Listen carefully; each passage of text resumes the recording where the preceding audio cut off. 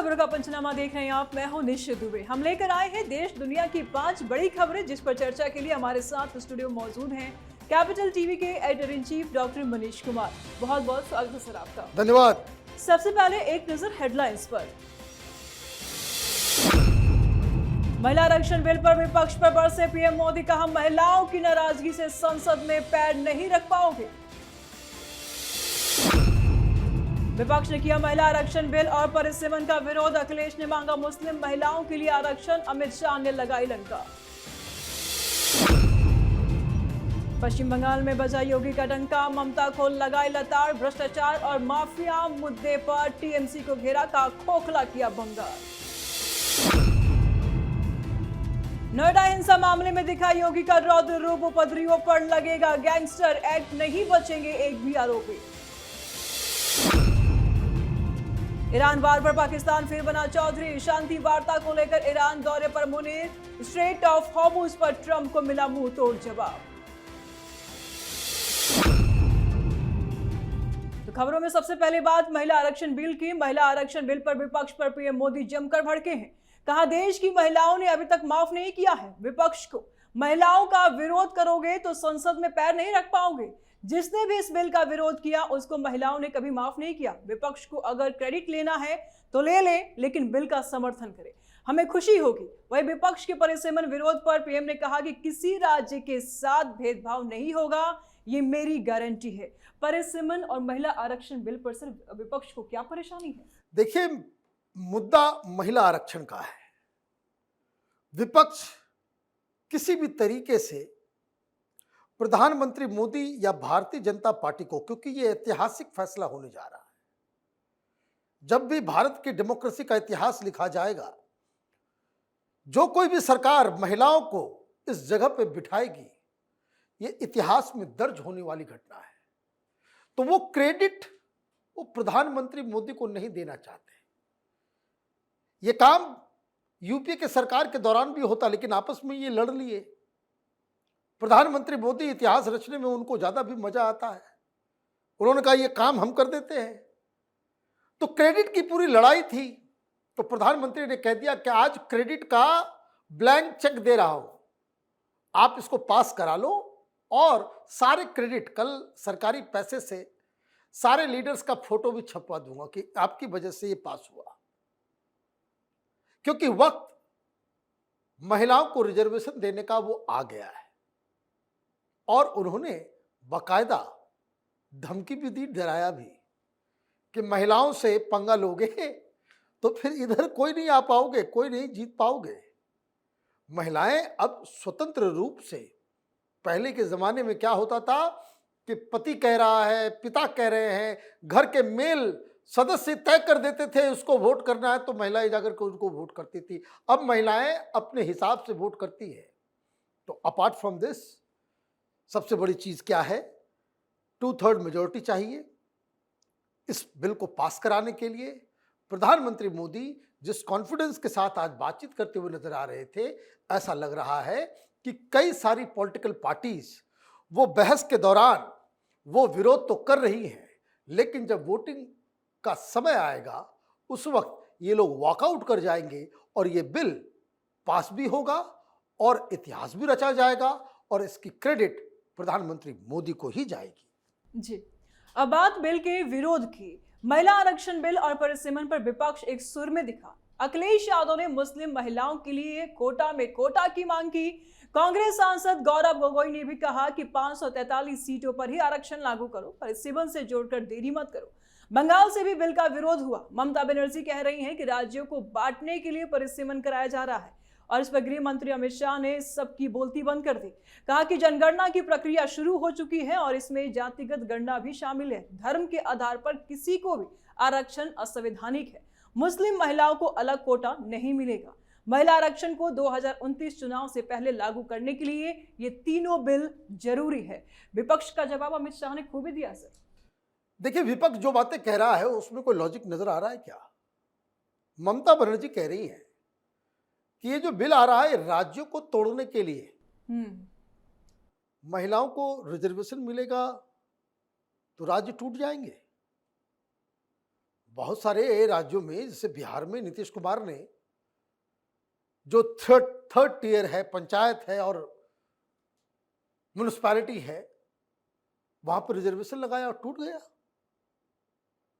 मतलब कोई लॉजिक तो होना चाहिए। मर्दों की जगह महिलाएं संसद में बैठेंगी तो राज्य टूट जाएगा। ये स्वयं आप एक महिला होकर के आपको तो सबसे आगे आकर के आना चाहिए, और आपकी पार्टी सबसे ज्यादा महिलाओं को टिकट देती है, महिलाएं जीत के आती है, आपको तो कम से कम ये नहीं कहना चाहिए। कांग्रेस पार्टी वो डिलिमिटेशन से जोड़ रही है कि 543 अभी जो सीट है बस उतना ही, उसी में रिजर्वेशन दे दो। इसको कहते हैं आ बैल मुझे मार। ये कांग्रेस के जो जीत के आए ना 99, उसमें 33% घट जाएगा। किसका घटेगा? नहीं घटेगा, जो मेल है।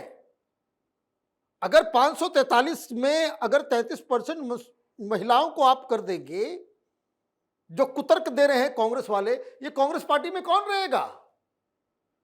क्योंकि इसका मतलब है 33% जो मेल मेंबर्स हैं अभी वर्तमान में, उनका सीट अगले बार चुनाव भी नहीं लड़ पाएंगे। वो वोट करेंगे क्या? तो आप देखिए क्या ये तर्क कुतर्क। और अखिलेश यादव, इनके पिताजी को बहुत लोग कहते थे मियां मुलायम, ये तो 2 स्टेप आगे चले गए। मुस्लिम महिलाएं को रिजर्वेशन मिल रहा है, आप टिकट बांट देना ना, सारी सीटें दे दो मुसलमानों को, कौन रोक रहा है? आप अपने घर से ही शुरू करो ना। अभी यूपी का चुनाव आएगा, 50% मुसलमानों को टिकट दे दो, उसमें महिलाओं को भी दे दो। जो बातें संविधान के साथ नहीं चल सकती, हिंदुस्तान के संविधान में साफ लिखा हुआ है, धर्म के आधार पे कोई रिजर्वेशन नहीं दिया जा सकता। आपको मुसलमानों का वोट चाहिए तो आप अपनी राजनीति का स्तर इस तरह से गिरा देंगे आप तो। खैर, विपक्ष है। अब आपको समझ में आता है भाई क्यों विपक्ष जो है चुनाव हारता है। और कई सारे लोग कहते हैं मजबूत विपक्ष होना चाहिए देश में, हिंदुस्तान में मजबूत विपक्ष नहीं है। भाई मजबूत विपक्ष होना चाहिए, मूर्ख विपक्ष जो है हिंदुस्तान के सिर पे बैठा हुआ है। जी, तो अब बात पश्चिम बंगाल की। योगी आदित्यनाथ रामपुर हाट में ममता पर खूब बरसे हैं। कहा कि यहाँ की जनता को ममता की जरूरत नहीं है, ममता ने राज्य को कंगाल बना दिया है। पिछले 15 वर्षों से बंगाल पहचान के संकट का सामना कर रहा है। टीएमसी की शासन में आतंकवाद, जबरन वसूली, भ्रष्टाचार और माफिया राज राज्य की पहचान बन गए हैं। बीजेपी की सरकार आएगी तो माफिया और मौलाना सड़कों पर झाड़ू लगाएंगे। बंगाल के लिए एकमात्र उपाय बीजेपी की दोहरी इंजन वाली सरकार है। वहीं कूच बिहार में ममता ने कहा कि चुनाव के समय राज्य में अशांति फैलाने के लिए बीजेपी बम लगाने की साजिश रच रही है। योगी की दहाड़ से ममता के बयान सामने आ रहे सर। देखिए ममता बनर्जी क्या कर रही है, वो अपने समर्थकों को कह रही है कि बीजेपी वाले बम लगा देंगे। मैंने पहली बार देखा ममता बनर्जी को कि अपने ही कार्यकर्ताओं को वो डरा रही है। पहले उनकी पार्टी, उनकी पुलिस, उनका पूरा महकमा वो लोगों को डराता था कि खबरदार तुमने बीजेपी को वोट किया तो। अभी ममता बनर्जी के सुर जो है वो बदले हुए हैं, और ये मे भी जमीनी हकीकत की वजह से उनको ये बात समझ में आने लगी कि मामला इस बार उलट गया है। अब ममता बनर्जी ये कह रही है कि जहां पोलिंग बूथ होगा वहां बम लगा देगी बीजेपी। तो भाई आपका कार्यकर्ता वहां जाएगा क्यों? बम में मरने के लिए थोड़ी जाएगा। आप डरा रहे हो। आप अपने कार्यकर्ताओं को कह रहे हो कि तुमको गिरफ्तार भी कर सकते हैं। उनके भाषण को अगर आप सुनिए, वो ये कह रहे हैं कि देखो बहुत आ रहा है, तुम लोगों को गिरफ्तार करेगा, तुमको स्टेट से बाहर कर देगा, तुमको फिर चुनाव के बाद जो है स्टेट छोड़ना पड़ेगा। किससे बोल रही है वो ये सारी बातें अपने कार्यकर्ताओं, अपने समर्थकों को बोल रही है। ये ममता बनर्जी, इस ममता बनर्जी को तो बिहार बंगाल की जनता ने नहीं देखा। ममता बनर्जी तो लड़ने वाली फाइटर शेरनी। मसला क्या है, ममता बनर्जी ने एक बयान देकर अपनी सारी चीजों को जो है वो मटियामेट कर दिया, और वो बयान जो बंगाल के हर मोबाइल के ऊपर चला गया है, लोगों के जुबान पे है कि ममता बनर्जी ने ये क्यों कहा कि अगर मैं नहीं रही, अगर टीएमसी की सरकार नहीं रही तो 1 सेकंड में वो फला कम्युनिटी, वो मुसलमानों की ओर इशारा करके, वो हिंदुओं का 12 बजा देगी। मतलब अभी तक आप रोक करके रखे हुए हो, ये कहना उनका मतलब था। लेकिन इसका इम्पैक्ट ये हो रहा है कि हिंदू समाज जो पिछली बार इनके गफलत में आ गया था कि जहां जब चुनाव हुआ तो मैं ब्राह्मण हूँ, मैं तो दुर्गा पाठ करती हूँ, या देवी सर्वभूतेषु, वो हर जगह जाकर के अपने भाषण में बोलती थी। तो ये जो है इस बार ये पासा जो है वो उल्टा पड़ गया है। इसलिए ममता बनर्जी की हालत ये हो गई है कि जो उनके राजनीति का जो पूरा स्टाइल था वही अब उल्टा हो गया है। जी, तो अब बात नोएडा हिंसा की। सीएम योगी ने उपद्रवियों पर कड़ा एक्शन लिया है। शहर का माहौल खराब करने वालों पर गैंगस्टर एक्ट लगेंगे। प्रोटेस्ट में उपद्रवियों में 45 लोग बाहर से थे जो मजदूर नहीं थे, और ऐसे उपद्रवियों की तस्वीरें चौक चौराहों पर लगाने का निर्देश दिया है। यूपी एसटीएफ ने कहा है कि कर्नाटका, तेलंगाना से मजदूरों को भड़काने की साजिश रची गई थी। अब तक 17 से अधिक व्हाट्सएप ग्रुप की पहचान की जा चुकी है जिसके जरिए हिंसा भड़काई गई थी। फिलहाल 400 से अधिक लोग गिरफ्तार हो चुके हैं। अब योगी की कहर से बच पाएंगे सर अपराधी? भाई योगी जी के कहर से कौन बचेगा? कोई बच सकता है? आप देखिए, नमूना बना दिया जाएगा इन लोगों को, क्योंकि हम लोग भी तो नोएडा में ही हैं। हमने क्या देखा? हमारे रिपोर्टर्स ग्राउंड में थे, लोग जा जा करके वहां पे हम लोगों ने स्टोरी की। जिस जगह पे हम लोग गए उन्होंने कहा कि बाहर से लोग आए थे। ये बाहर से कहां से लोग आए थे? या आसमान से पैराशूट से टपक के? लोगों ने बताया कि वो चेहरे पे जो है वो रुमाल बांध करके चेहरा छिपा करके आए थे। लेकिन ये तो योगी की पुलिस है। यूपी पुलिस तो अच्छे अच्छे का छक्का छोड़ा देती है। एक एक को चिन्हित किया जा रहा है, और इसमें अब जो साजिश नजर आ रही है ये विपक्षी पार्टियों की साजिश नजर आ रही है। ये जानबूझकर ये एक सोशल मीडिया और बवाल, NGO, conversion racket plus urban Naxals, ये सारे जो देश विरोधी तत्व हैं वो सब एक जगह जाकर के मिल रहे हैं। देखिए, बहुत सारे पार्टी के प्रवक्ता भी पकड़े गए। मध्य प्रदेश का वीडियो है और ये लोग जो है वायरल करवा रहा है कि देखो ऐसे मार दिया गया।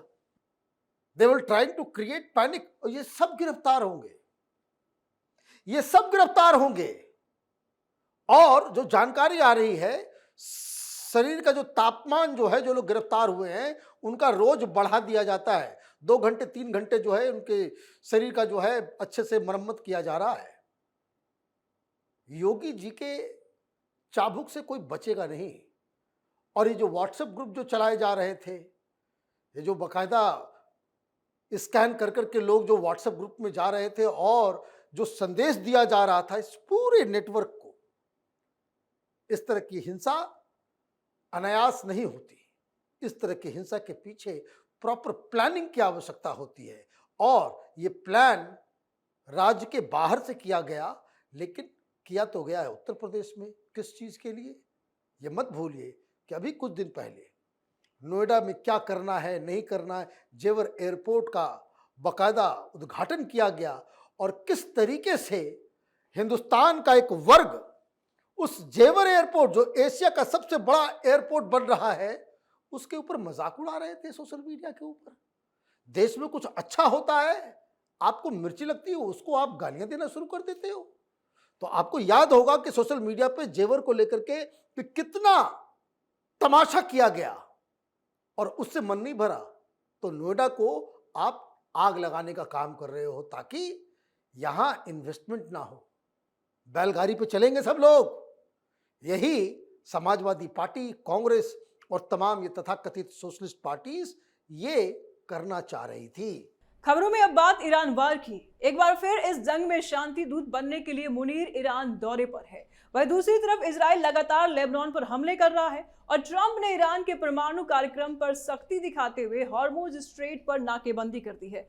ईरान ने रेड सी, फारस की खाड़ी, ओमान की खाड़ी को नो एंट्री और नो एग्जिट जोन बनाकर अमेरिका को मुंहतोड़ जवाब दिया है। मतलब सबके तेवर टाइट है और इन सबके बीच पाकिस्तान एक बार फिर चौधरी बन रहा है। हालांकि ट्रंप ने कहा है कि अगली शांति वार्ता भी इस्लामाबाद में हो सकती है। क्या लगता है सर, पाकिस्तान खेल रहा है सब में? देखिए, पाकिस्तान की कोई हैसियत नहीं है, वो मैसेंजर है। कोई खेलने वाला कोई होगा, उसका प्रधानमंत्री वो सऊदी अरब, कतर, तुर्की कटोरा लेकर के घूम रहा है, पैसे दे दो, है ना, अल्लाह के नाम पे कुछ दे दे बाबा। तो ये काम कर रहे हैं वो। या बातचीत होगी? क्या बातचीत होगी? बातचीत तो तब होती है जब माहौल शांत होता है। आप नो एंट्री जोन कह रहे हो, आप कहाँ हैं भाई? अभी कोई बोल नहीं रहा कि बातचीत तभी होगी जब लेबनान के ऊपर जो है हमले बंद होंगे। यही था ना पहला क्राइटेरिया। वो पहले टॉक के पहले से जो लेबनान के ऊपर हमला हो रहा है, लेबनान की जमीन को कब्जा कर रहा है इजराइल, वो अब वापस नहीं आने वाला। लेबनान के ऊपर हमले हो रहे हैं, हिजबुल्लाह को मारा जा रहा है।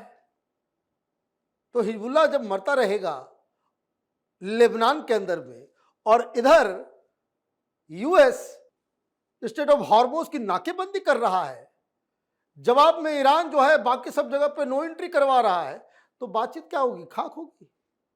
3 दिन पहले खबर आई थी कि आज मतलब थर्सडे को बातचीत होनी है। आज का दिन बीत गया। भाई बातचीत में फैसला करेगा कौन? बिना ये जो यूरेनियम इनरिचमेंट प्रोग्राम है उसको खत्म किए हुए अमेरिका मानेगा नहीं। और जितना भी 400 केजी इनरिच यूरेनियम है उसे वापस करना है, उसको लौटाना है, जमा कराना होगा ईरान को, उसके नीचे बातचीत होगी नहीं। तो फिर ये तो बातचीत का कोई एंड नजर नहीं आ रहा है। हाँ, दुनिया को ये बताने के लिए कि हम बातचीत कर रहे हैं, we are giving a chance to diplomacy, ये कहने के लिए ये सारी चीजें हो रही है। पीछे से दोनों ही देश, चाहे वो अमेरिका हो या ईरान हो, युद्ध को अगले स्तर पर ले जाने के लिए जो जरूरी तैयारी है, ये सब तैयारी में लगे हुए हैं।